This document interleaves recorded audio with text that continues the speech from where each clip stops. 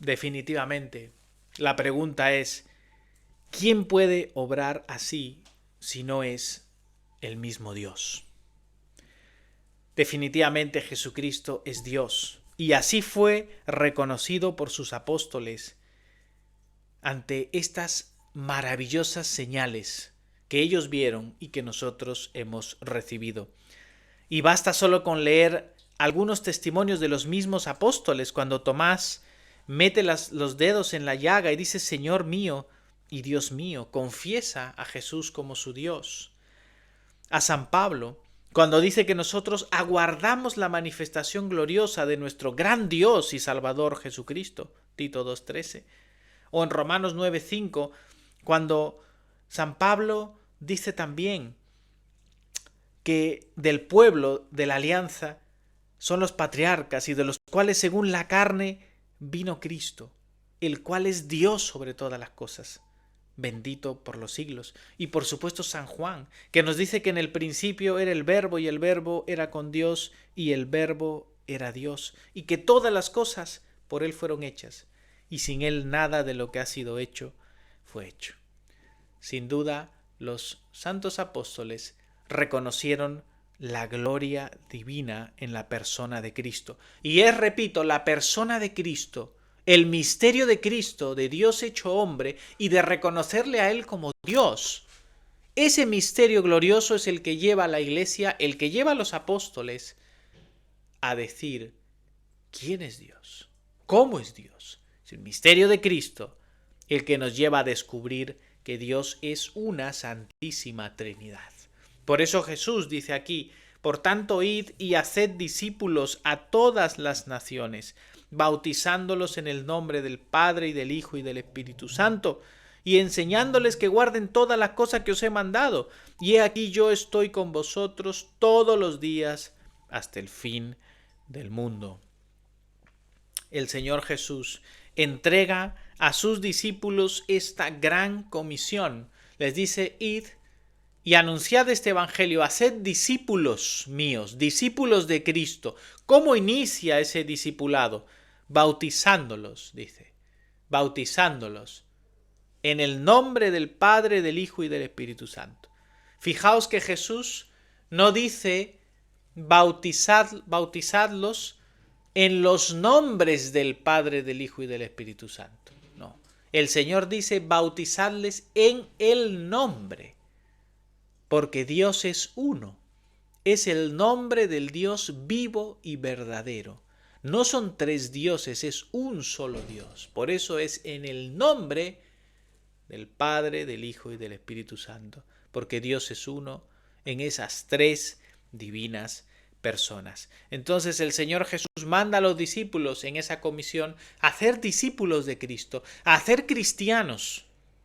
Y los cristianos nacen en el agua del bautismo cuando son unidos al Dios Trino en esa experiencia del bautismo, porque son sepultados con Cristo y son resucitados con Él y conectados al Dios Trino, así como Cristo en su bautismo se manifestó la Santísima Trinidad, el Hijo era bautizado, el Padre habló confirmando que Él es el Hijo amado y el Espíritu Santo descendió. La Santísima Trinidad está manifestada en el bautismo de Cristo. De igual manera el bautismo cristiano manifiesta el nombre y nos une al nombre del único Dios vivo y verdadero. Y por la acción del Espíritu Santo, el Padre y el Hijo vienen a la vida del creyente. Entonces, hermanos, la vida de la Iglesia, la vida del cristiano, es una vida totalmente trinitaria. La vida que vive la Iglesia y la vida que vivimos los cristianos verdaderos, firmes en la verdad de Cristo, firmes en la doctrina apostólica, comprometidos con la vida de Dios, vamos a vivir una vida trinitaria, una vida que está imbuida en el ser de Dios que es trino, Padre, Hijo y Espíritu Santo. Por eso nuestra relación viva con Dios es una relación con el Dios trino. Cuando nosotros, hermanos, como cristianos, nos acercamos a Dios, lo hacemos siempre acercándonos al Dios Trino. Acordaos que en la misma vida de la Iglesia, nosotros nos acercamos en oración a Dios y lo hacemos siempre orando al Padre por medio del Hijo y en el Espíritu Santo. Nuestra vida, nuestra oración y nuestro ejercicio cristiano, el ejercitar nuestra vida cristiana, debe ser siempre en un sentido trinitario. Quiero terminar porque esto es simplemente un sermón y no quiero dar una clase acerca de la doctrina de la Santísima Trinidad, sino más bien animarnos y exhortarnos a seguir a nuestro Dios vivo, a adorarle en espíritu y en verdad y a comprometernos, a consagrarnos a Él. La Trinidad, hermanos, concluyo, es un misterio insondable para nosotros. Nada de lo creado sirve como un ejemplo para comprender el misterio de la Trinidad. A veces queremos utilizar ejemplos de lo creado para explicar que Dios es trino y uno. Nada de lo creado va a reflejar la gloria de la Trinidad, de este misterio. Es un misterio insondable para nosotros. Nada de lo creado, repito, tiene una sustancia que subsista en más de una persona. Eso solamente corresponde al ser de Dios, porque Dios es verdaderamente único. Pero, dicho esto, el ser de Dios trino sí nos debe enseñar a los cristianos a vivir una vida que refleje la gloria y la perfección y el amor de la Trinidad. Por eso, hermanos, concluyo con estas tres ideas. Nuestra adoración, nuestra alabanza a Dios y nuestra relación con Dios tiene que ser trinitaria. Es decir, adoramos a Dios en Trinidad. Y para eso la liturgia de la Iglesia es tan valiosa y tan necesaria. Cuando improvisamos nuestras oraciones y nuestra forma de adorar, no tenemos en cuenta esto. Pero la Iglesia desde el principio ha tenido una sólida liturgia, la cual nosotros por la gracia de Dios heredamos y guardamos y siempre es el centro de nuestra forma de adorar. La liturgia cristiana es profundamente trinitaria, como digo, en la liturgia, en la Eucaristía y en las liturgias de la oración. En todas las liturgias, nosotros oramos al Padre por medio del Hijo en el Espíritu Santo. Y esa es la estructura trinitaria que tiene siempre la liturgia cristiana. Desde los saludos, cuando iniciamos la liturgia en el nombre del Padre, del Hijo y del Espíritu Santo, haciendo la señal de la cruz, ya nos estamos refiriendo a la Santísima Trinidad. Las doxologías, los himnos, como el Kyrie, que se repite 3 veces, por la Santísima Trinidad, el Gloria, que habla del Padre, del Hijo y del Espíritu Santo, el Trisagio, donde hablamos del 3 veces santo, cantamos al 3 veces santo, el Sanctus, ¿verdad? Santo, santo, santo. Todos estos cánticos gloriosos de la Iglesia son cánticos trinitarios. Nos están hablando del Dios trino y uno. Las aclamaciones, ¿no? Los salmos responsoriales, los símbolos que utilizamos en la liturgia, los gestos litúrgicos de la adoración litúrgica, como hemos visto en el Apocalipsis, postrarnos, arrodillarnos ante la majestad de el Dios Trino, donde está la gloria divina y donde está también el Cordero y el Espíritu Santo. Y nos estamos uniendo a esa adoración celestial. Las oraciones que hacemos en la liturgia, la confesión de los credos como el credo niceno, totalmente trinitarios. Todo es trinitario en la liturgia. ¿Por qué? Porque el principio de la liturgia es lex orandi, lex credendi. Lo que oramos es lo que creemos. La ley de la oración es la ley de la fe. Y lo que la Iglesia ora y como adora debe ser como es la realidad de la fe. Y la Iglesia tiene que adorar trinitariamente porque Dios es trino. Por esto es tan importante que conozcamos profundamente nuestra liturgia, amemos la liturgia y adoremos con nuestra liturgia en ese sentido pleno y verdadero de cómo Dios se ha manifestado a la Iglesia desde el principio. En segundo lugar, nuestra doctrina. Nuestra enseñanza, nuestra predicación y nuestra catequesis debe ser firmemente trinitaria. La enseñanza de la Iglesia tiene que estar anclada en los conocimientos y en las afirmaciones que la Iglesia ha hecho desde el principio acerca del ser de Dios. Por eso todas las catequesis, los catecismos antiguos de la Iglesia tenían la estructura trinitaria. El credo tiene la estructura trinitaria.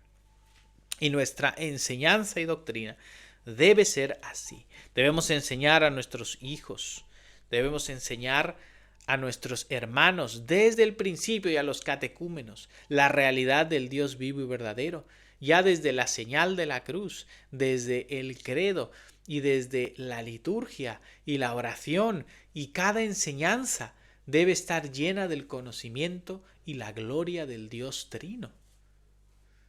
Entonces, la Iglesia debe estar fundamentada en este conocimiento del Dios vivo y verdadero. Y finalmente, la vida práctica de la Iglesia, hermanos, nuestra vida práctica como Iglesia y como cristianos, debe reflejar también y estar cimentada en Dios como Trinidad.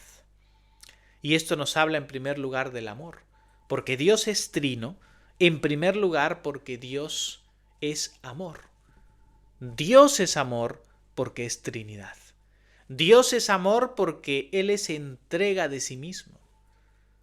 Dios existe en una pluralidad de personas porque el Padre se entrega enteramente al Hijo. Dios, el Padre, se vuelca en el Hijo. El Hijo también se vuelca en el Padre y ambos en el Espíritu. Y esa comunión plena de amor nos muestra el ser de la Trinidad. Si Dios es amor es porque es trino, donde vemos esa entrega y esa donación entera de uno mismo al otro.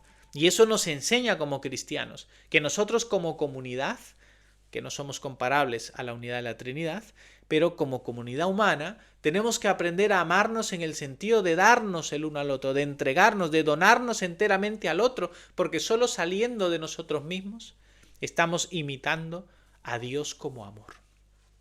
Entonces, la Trinidad de Dios nos lleva a vivir en la caridad y en esa donación de uno mismo, pero también nos lleva a entender la necesidad del orden y la sujeción, porque así como Dios en esencia, en esa Trinidad, el Padre se entrega al Hijo, ¿no? Y el Hijo al Padre y ambos al Espíritu, y está esa perfecta pericoresis, se llama, ¿no? En la teología, ¿no? Que el Padre está enteramente en el Hijo y el Hijo en el Padre y el Espíritu también en ambos, ¿no? De igual manera existe un orden en cuanto a la misión, a la economía de la salvación. Es decir, para salvarnos, el Padre envía al Hijo a este mundo. Y el Hijo se sujeta voluntariamente al Padre en su encarnación y obedece fielmente al Padre hasta la cruz. Y de igual manera el Espíritu Santo es enviado del Padre y del Hijo para cumplir esa misión de traer al Padre y al Hijo a la Iglesia. Y vemos un orden y vemos una sujeción, lo cual nos enseña también como cristianos que viviendo en el amor tenemos que aprender también a sujetarnos.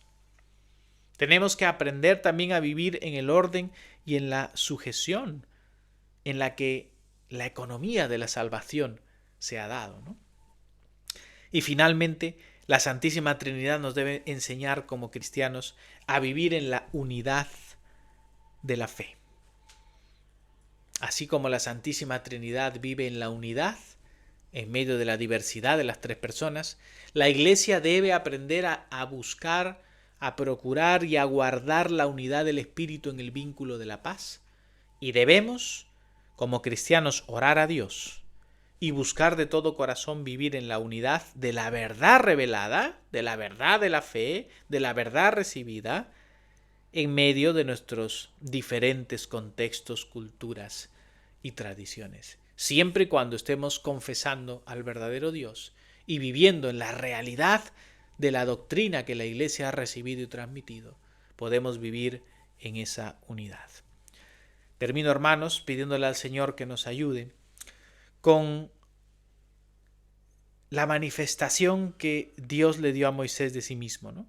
Dios dice de sí mismo: Yahvé, Yahvé, fuerte, misericordioso y piadoso, tardo para la ira y grande en misericordia y verdad, que guarda misericordia a millares, que perdona la iniquidad, la rebelión y el pecado, y que de ningún modo tendrá por inocente al malvado, que visita la iniquidad de los padres sobre los hijos y sobre los hijos de los hijos hasta la tercera y la cuarta generación. Ese es el Dios vivo y verdadero, el Dios trino, misericordioso en primer lugar porque nos entregó a Jesucristo para salvarnos, y nosotros debemos arrepentirnos e ir a Él para recibir esa salvación y seguirle.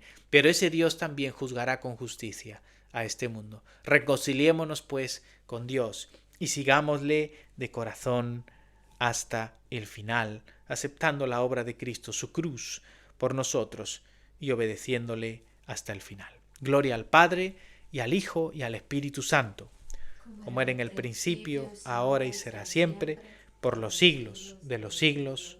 Amén.